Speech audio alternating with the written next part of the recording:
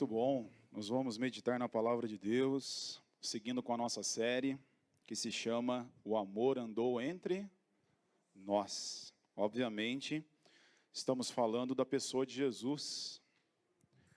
O verdadeiro amor se encontra em Jesus. E nele, nós fomos amados e, consequentemente, podemos amar as pessoas que estão à nossa volta. Nós vamos meditar hoje em um texto que se encontra em Marcos. O pessoal da projeção vai me ajudar lá. Marcos, capítulo 10. Marcos, capítulo 10.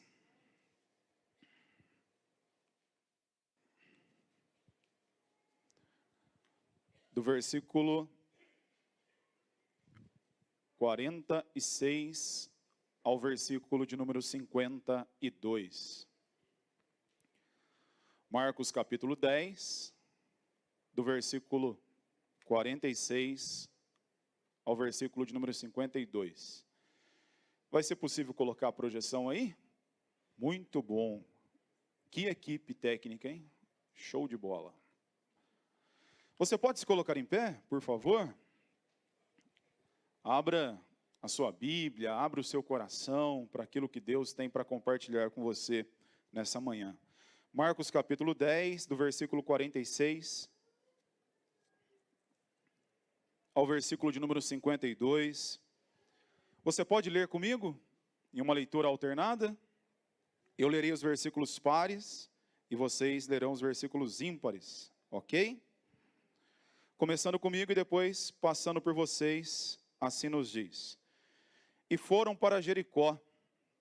Quando ele saía de Jericó, juntamente com os discípulos e numerosa multidão, Bartimeu, cego mendigo, filho de Timeu, estava sentado à beira do caminho.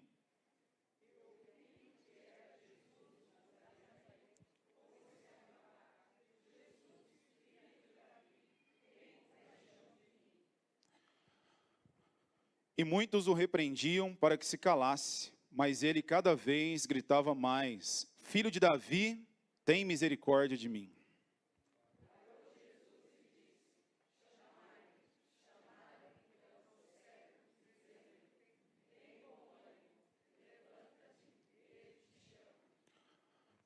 Lançando de si a capa, levantou-se de um salto e foi ter com Jesus.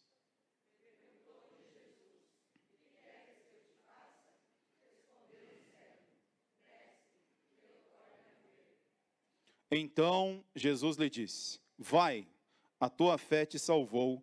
E imediatamente tornou a ver e seguia Jesus, estrada afora. Pode se assentar, que Deus fale ao nosso coração.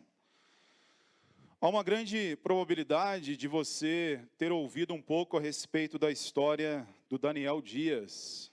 O Daniel Dias é um atleta paraolímpico e tem uma história de superação. O Daniel nasceu prematuro, sem as mãos e sem os pés. Obviamente, você já percebe que a vida dele teria que ser marcada por superações. Aos 3 anos, ele começou a andar com o auxílio de uma prótese, mas com muita dificuldade. Na escola, como todos nós aqui já sofremos um pouquinho com bullying, né? Ele era constantemente chamado de aleijado. Isso certamente abriu uma lacuna, uma ferida muito grande no coração dele. Aos 8 anos, por iniciativa dos pais, ele começou a praticar natação. Começou a se envolver com natação e depois de um longo período, se tornou um atleta paralímpico, recordista mundial com diversas medalhas, totalizando 15 medalhas, sendo 10 medalhas de ouro, 4 medalhas de prata e 1 medalha de bronze. A história do Daniel nos impacta. E vale ressaltar que ele é cristão, ele frequenta a igreja de um amigo em comum, é um homem que tem exercido a sua fé ao longo da sua caminhada, mesmo enfrentando muitas dificuldades. A história é marcada por pessoas persistentes. Quando nós olhamos para as Escrituras, quando nós olhamos para a atualidade, certamente todos nós que aqui estamos, somos constantemente colocados à prova, e com isso nós devemos evidenciar a nossa resiliência, a nossa perseverança. Sem persistência, nós não conseguimos vencer os obstáculos que estão à nossa frente. Se fosse para você, nesse exato momento, mapear quais são os obstáculos que estão à sua frente, em diversos setores da sua vida, certamente você teria muitos obstáculos. Você conseguiria visualizar muitos obstáculos. Essa semana que passou, eu vivenciei uma situação interessante, porque eu estava, não no nível do Carlão, né, de alguns caras aqui da nossa igreja, mas eu estava andando uma quilometragem boa de bike, 60, 80 km, e parei. Aquela velha oscilação, né? Parei. A bike estava encostada há 6 meses, mas essa semana deu aquele bom comichão, e eu falei, eu vou voltar.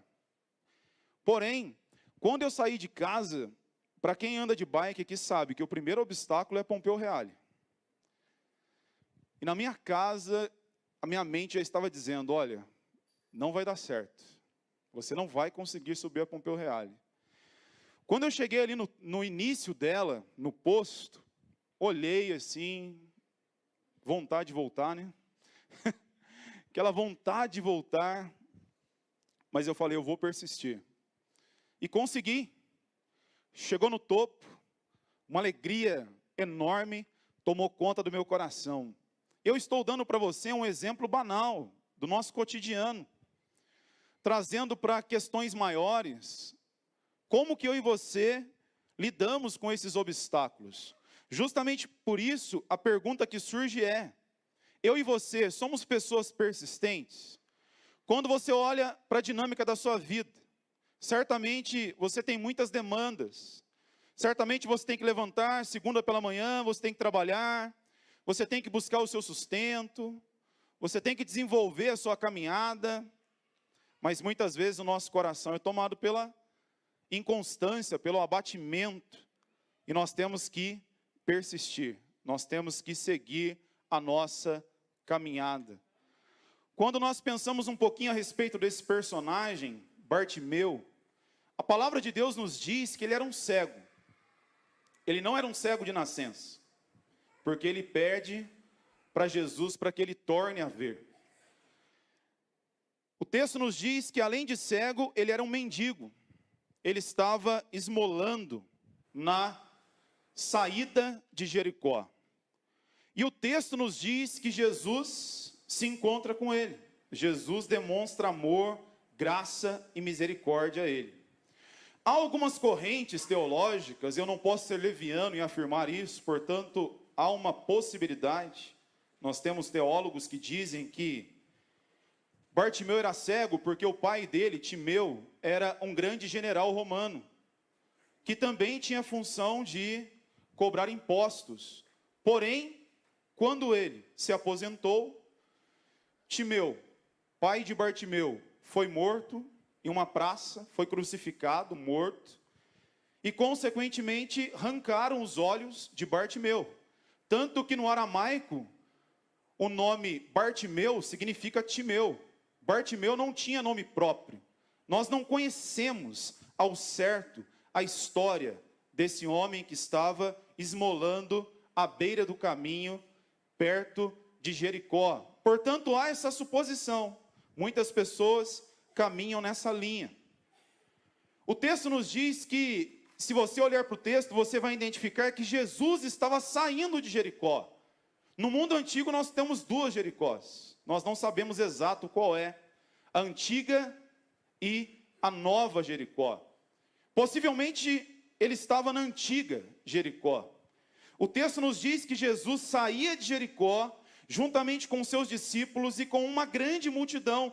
Por que essa grande multidão seguia o Senhor Jesus? porque ele estava se dirigindo a Jerusalém, que estava a 32 quilômetros de Jericó. Ele estava se dirigindo para a festa da Páscoa, que naquela ocasião era a festa mais importante, e consequentemente ele seria crucificado. Ou seja, Jesus não voltaria mais em Jericó. Ele estava saindo com a multidão, e por força da cultura judaica daquela época, quem tinha alguma deficiência física não podia ir em Jerusalém para a festa da Páscoa. Ou seja, Bartimeu está ali à margem da sociedade. Bartimeu é rotulado pela religião como um homem que não pode participar da sua dinâmica. Ele está ali esmolando, ele está ali sem o seu pai, ele está sem pessoas que possam ajudá-lo, ele está vivendo um grande drama na sua vida. E ele se vê diante de uma única oportunidade. Agora, se você olhar comigo o texto, ele usa duas expressões interessantes que nos levam a entender que ele conhecia a figura de Jesus. A primeira, ele chama Jesus de filho de Davi. Ele fala sobre a leitura messiânica de Jesus, dizendo: tu és o Messias, o Salvador, o Redentor, aquele que de fato detém a salvação. E na sequência, ele chama Jesus de mestre. Quando nós olhamos, nós identificamos Maria chamando Jesus de mestre, nós identificamos Nicodemos chamando Jesus de mestre, e aqui nós temos um cego que estava esmolando à margem do caminho, chamando Jesus de mestre. Ele tem conhecimento de quem é Jesus. Portanto, nós estamos falando de um homem que tem uma deficiência, mas esse homem vai nos ensinar algumas questões que são importantes. Se você olhar comigo o versículo 47, ele nos ensina que eu e você não podemos parar de clamar, não podemos deixar de orar. O versículo 47 assim nos diz: e ouvindo que era Jesus, o Nazareno, pôs-se a clamar: Jesus, filho de Davi, tenha compaixão de mim. Ele ouviu o burburinho, uma grande quantidade de pessoas passando. Possivelmente ele ouviu a respeito do Messias. E quando ele ouviu, ele começou a clamar, pedindo para que o Senhor pudesse ter misericórdia da vida dele. E isso muito nos ensina, porque todos nós aqui na estrada da vida, todos nós aqui diante das nossas mazelas, todos nós precisamos clamar, precisamos desenvolver a nossa parte, mas também precisamos reconhecer que o Senhor é soberano e precisamos orar, precisamos compartilhar as nossas alegrias, as nossas dores, as nossas lutas com o Senhor Jesus. Algo que a princípio chama a nossa atenção no texto é justamente isso. Em nenhum momento esse homem deixa de clamar. Pelo contrário, ele passa a gritar, pedindo socorro. E ele diz: Senhor, tenha compaixão de mim. Em outras palavras, Senhor, sinta a minha dor. Senhor, olha para a minha vida. E se você olhar com calma no texto depois, você vai identificar que o Senhor Jesus interrompe a sua caminhada olha para aquele homem e, consequentemente, o Senhor pergunta para ele: o que queres que eu te faça? O que queres que eu te faça? E aquele homem diz: eu quero tornar a ver. O milagre pode acontecer. Se o milagre não acontecer, não significa que o Senhor não nos ama. Longe disso. Para cada um ele tem um propósito específico, amém? Há muitas realidades que eu e você oramos, mas não acontece. Isso não significa que o Senhor nos abandonou. Isso não significa que o Senhor não nos ama. Assim como Paulo orou, pedindo a cura por 3 vezes, e o Senhor respondeu a ele: a minha graça te basta, porque o poder se aperfeiçoa na fraqueza. Mas o Senhor não deixou de amar Paulo.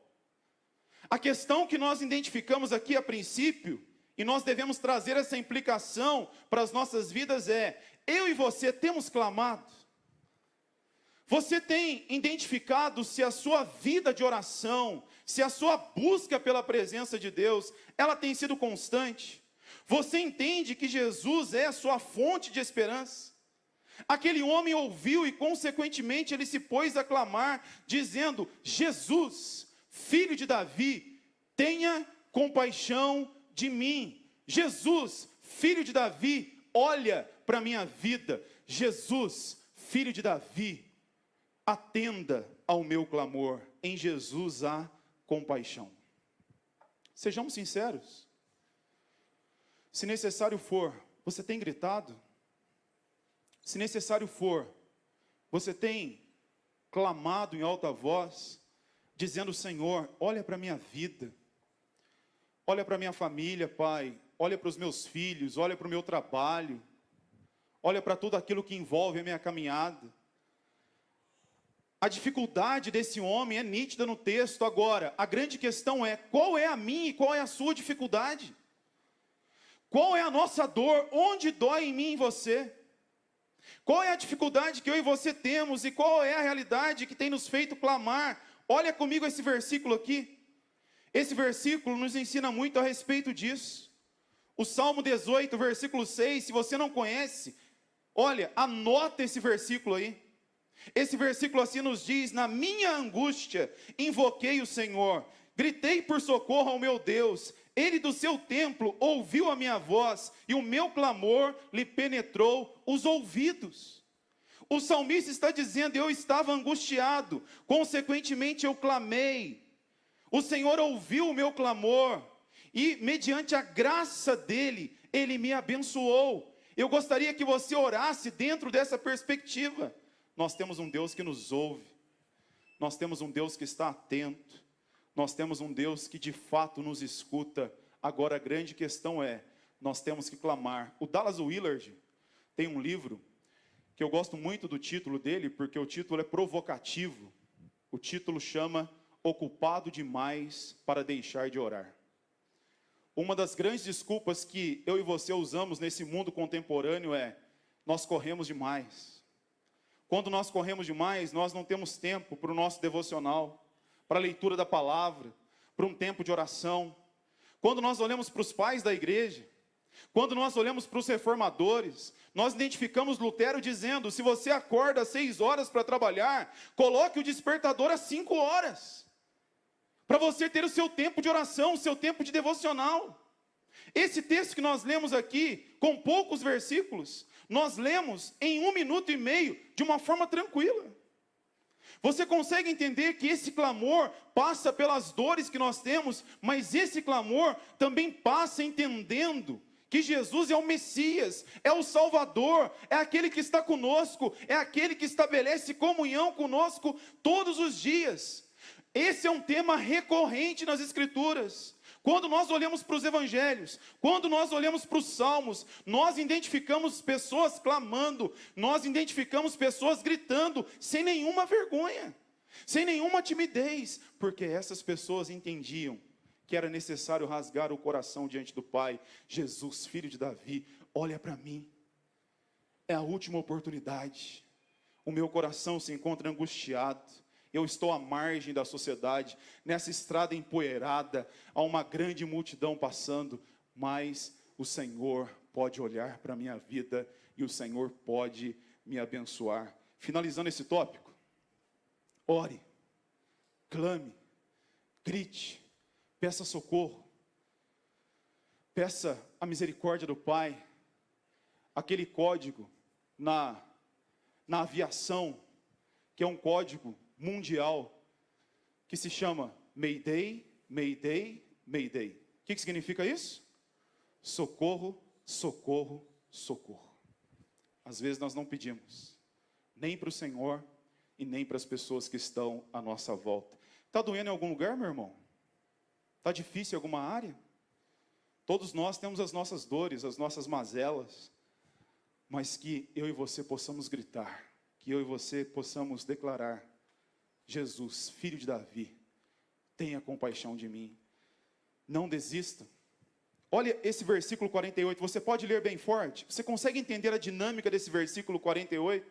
Assim como o texto, de uma forma geral. Olhe para a projeção, leia bem forte o que nos diz. E muitos...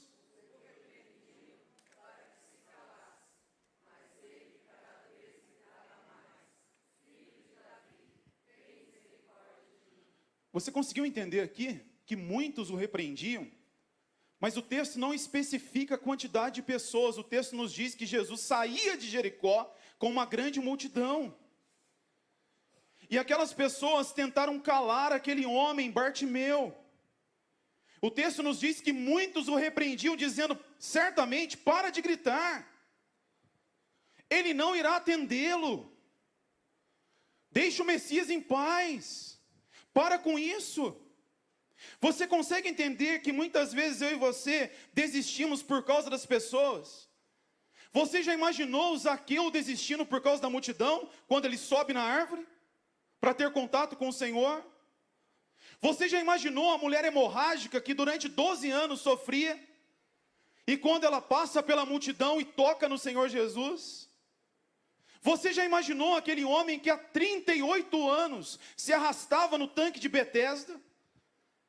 Você já imaginou se Ana desistisse de ter o filho da promessa? Com isso eu não estou dizendo que o milagre está na ação do homem, longe disso. Eu estou dizendo que eu e você devemos fazer a nossa parte. Se o Senhor vai atender ou não, isso pertence a Ele.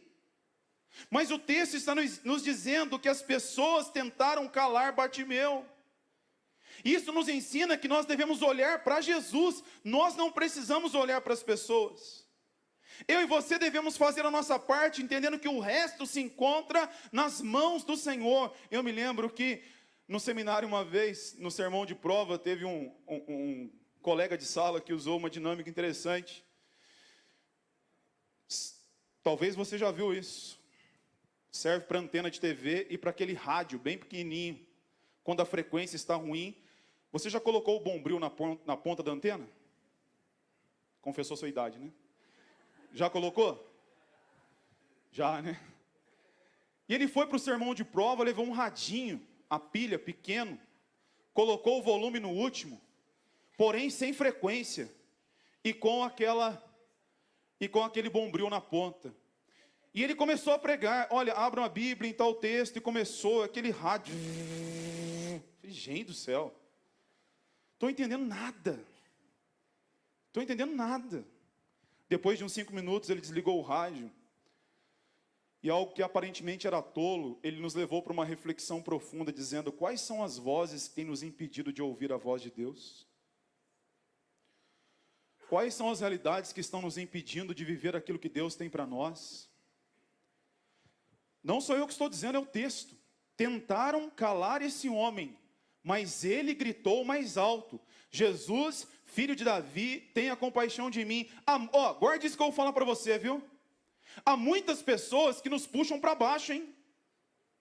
Há muitas pessoas negativistas.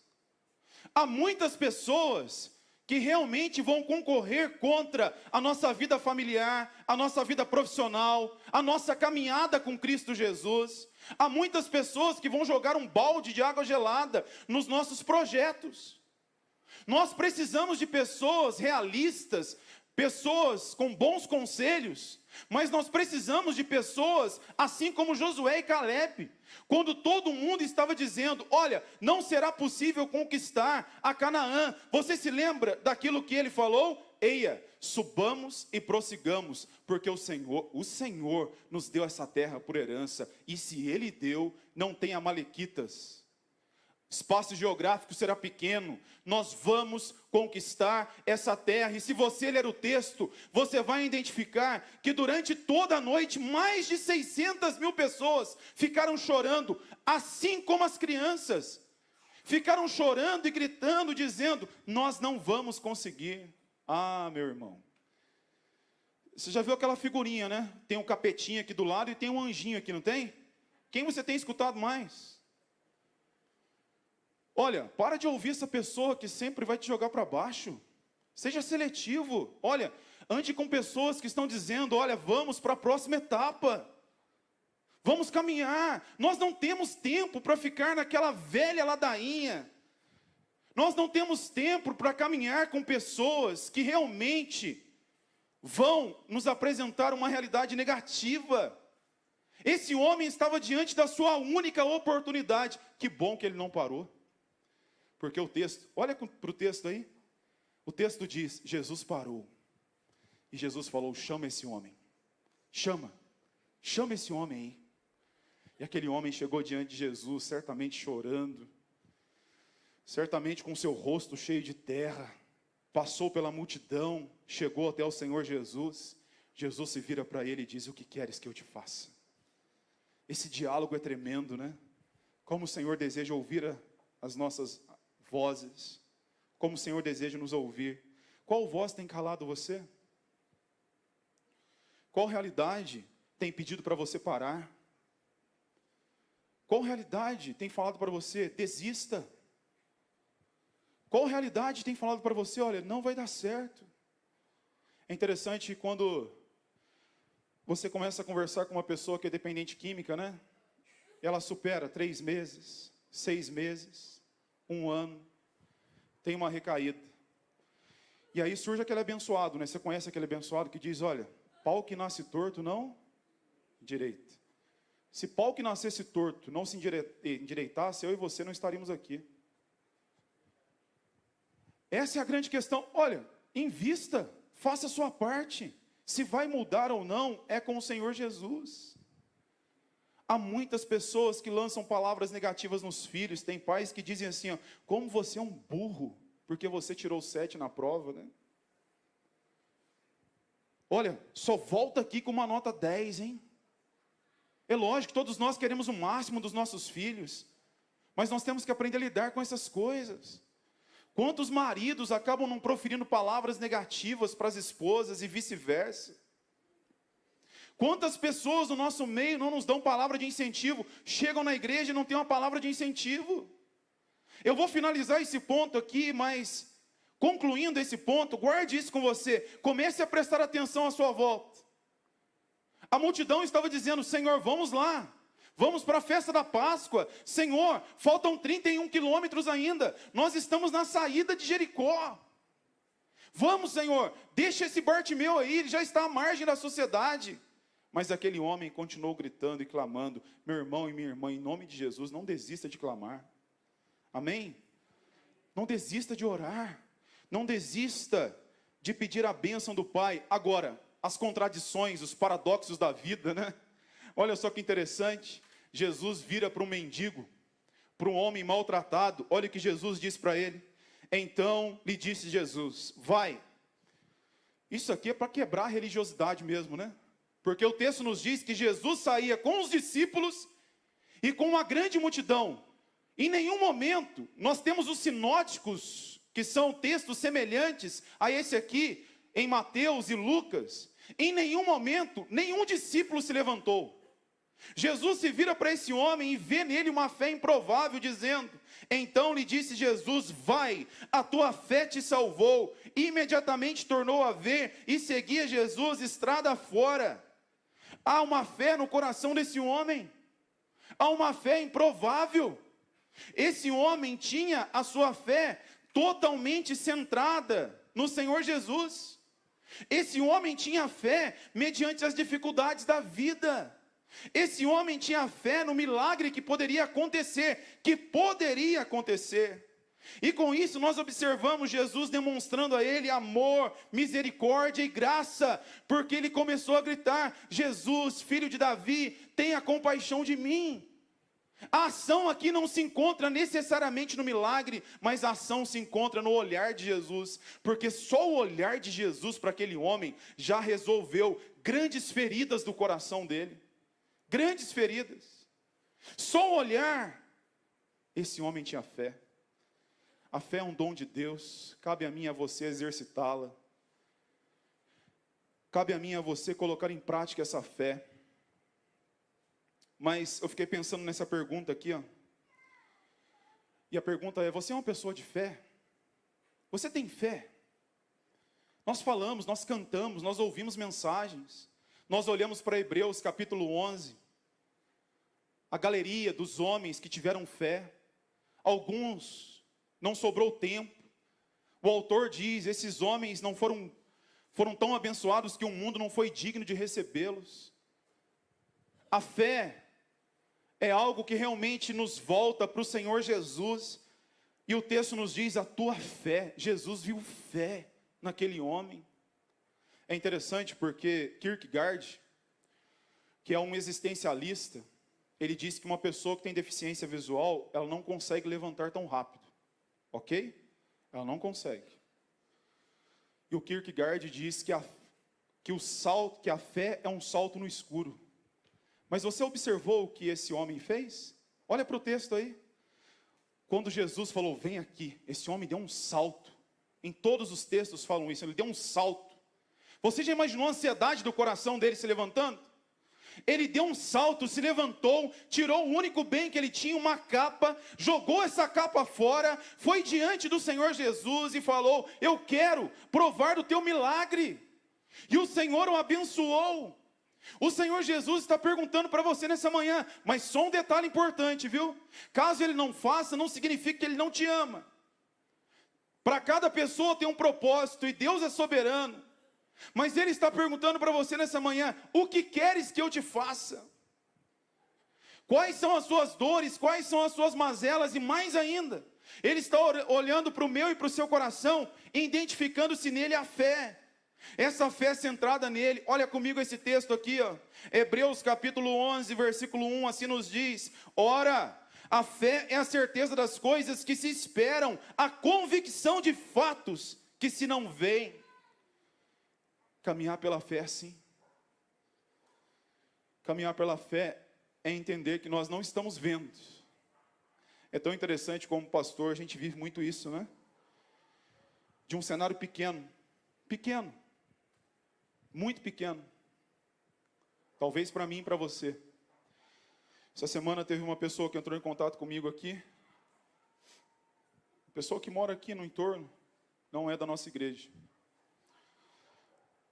Falou, pastor, estou passando por muita dificuldade, tudo. Veio aqui, estou precisando de uma cesta básica. A gente sempre fica naquela situação, né? Dá, não dá. Falei, ok, eu quero conhecer um pouquinho melhor a história. Conheci a história, identifiquei, necessitado. Falei, olha, tem uma cesta aqui, mas vou preparar uma cesta melhor para você. Daqui a pouco chega lá, passa o endereço. Chegou lá. E depois chegou aqui agradecendo a pessoa. Chegou aqui chorando. Chegou aqui em prantos. Sabe por quê? O milagre para ela, para a família, era o arroz e feijão, era o ovo, era a bolacha, era o óleo, era o macarrão. Era isso. Naquele dia, Jesus, filho de Davi, tem compaixão de mim porque eu estou com fome, Senhor. Levanta alguém, independente do nome, poderia ser eu, poderia ser você, a ideia não é essa, seja quem for. O foco não é esse, o foco é Deus levanta pessoas. Muitas vezes pelos ruídos da vida, tem gente sem vergonha, tem gente que pede dinheiro, tem gente safada, tem de tudo. Tem, lógico que tem. Nós sabemos disso. Mas muitas vezes há pessoas sérias que estão passando por dificuldades. Olha, se eu perguntasse aqui nessa manhã, hein, e desse oportunidade para falar, talvez você não chegou nesse extremo. Mas quantas pessoas já não fecharam um mês difícil aqui? Quantas pessoas já não vivenciaram uma luta grande, e lá pelas tantas Deus levanta alguém. E você é agraciado, e aí você fala para aquele alguém, olha, em tal hora eu estava orando, Deus estava movendo meu coração, estava clamando, você é a resposta de oração. Ah, o nosso Deus é um Deus que opera coisas maravilhosas, e nós caminhamos não por aquilo que nós enxergamos necessariamente, mas nós caminhamos por fé. Quando Jesus se encontrou com Tomé, depois de 40 dias da sua ressurreição, Jesus se mostrou para mais de 500 pessoas, chegou naquele homem incrédulo. Jesus chegou diante de Tomé, e Tomé falou para o Senhor Jesus assim, olha, Jesus falou, eu ressuscitei, ok, muitas pessoas já viram, e Tomé falou, eu preciso tocar para ver se os cravos transpassaram a sua cabeça, eu preciso tocar no seu corpo para de fato atestar a sua ressurreição. Jesus se virou para Tomé e falou, felizes são aqueles que não me viram, mas acreditaram. A grande questão é essa, você está vendo o Senhor Jesus aqui? Fisicamente falando, você está vendo, mas pelos olhos da fé Ele está aqui. Isso é fato. Ele está aqui, onde estiver 2 ou 3 reunidos, eu me faço presente. Nós não estamos aqui só praticar a agenda. Se for só praticar a agenda, vamos ficar em casa. Nós estamos aqui para ouvir, para cantar, para viver em comunhão, para celebrar, para responder a palavra de Deus. Felizes são aqueles que não viram, mas acreditaram que eu ressuscitei. Eu não vi, mas eu acredito. O túmulo está vazio, o meu coração está cheio da presença de Jesus. Essa é a grande questão. Concluindo aqui a nossa fala de hoje. Leve para sua casa essas verdades. Não pare de clamar. Não pare, meu irmão, minha irmã, não pare de clamar. Ore. Busque a presença do Senhor. Há dias que nós estamos cansados, mas ore. Clame a presença do Senhor. É assim. Às vezes é assim. Às vezes nós oscilamos. Alguns dias atrás eu estava conversando com um dos meus mentores na fé, compartilhando algumas lutas com ele. Essa dificuldade de manter a constância, né? E ele só escreveu essa frase, meu coração começou a arder, viu? Sério mesmo, ele só escreveu, começa de novo. Começa de novo. É assim. Todos os dias nós recomeçamos e todos os dias nós temos que gritar, Jesus, filho de Davi, tenha compaixão de mim. Amém? Não desista por causa das pessoas. Olha, eu tenho certeza absoluta que muitas vezes há pessoas influenciando você, viu?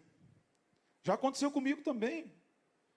Já aconteceu, acontece. Há muitas pessoas que nos influenciam positivamente, há muitas pessoas que nos influenciam negativamente. Que possamos ter essa leitura espiritual das coisas. Sempre vai ter alguém para te puxar para baixo, hein? Sempre. Principalmente aquela pessoa que não está na mesma rotação que você. Vai ter. E por fim, chamar o pessoal da música aqui, se você pode, se coloque em pé, para nós cantarmos essa última canção. Tenha uma fé centrada em Jesus, pela fé no Filho de Deus, pela fé no Salvador. E se você olhar para o texto, o último versículo 52, a parte B dele, a parte final nos diz que aquele homem passou a seguir Jesus estrada fora, hein? Aquele homem começou a seguir Jesus. Aquele homem foi encontrado pelo Senhor Jesus. Aquele homem certamente foi até Jerusalém com o Senhor. O improvável aconteceu, ele participou da festa da Páscoa. Pela fé no Filho de Deus. Pela fé naquele que conduz as nossas vidas. Vamos cantar essa última canção, depois nós vamos orar por isso.